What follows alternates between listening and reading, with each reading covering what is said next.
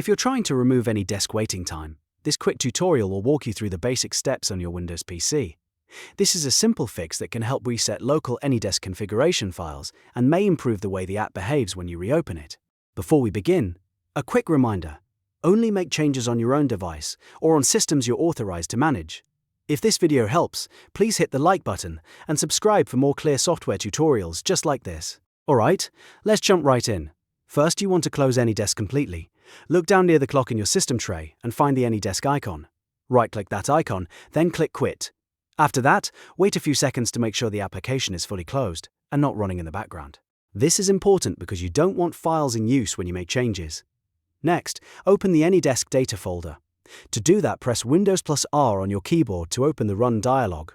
In the box, type %program data, %AnyDesk, then press Enter. This will open the AnyDesk data folder on your computer. Once you're inside the folder, look for the configuration file named Service.conf. This file stores local AnyDesk configuration data, and it's the one you'll be working with. Right-click on Service.conf, then select Delete. If Windows asks for permission, confirm the deletion. This removes that local config file from the folder. After that, the final step is to restart AnyDesk, open the application again, and wait for it to load completely. Once it relaunches, AnyDesk will rebuild its local data as needed. And that's it.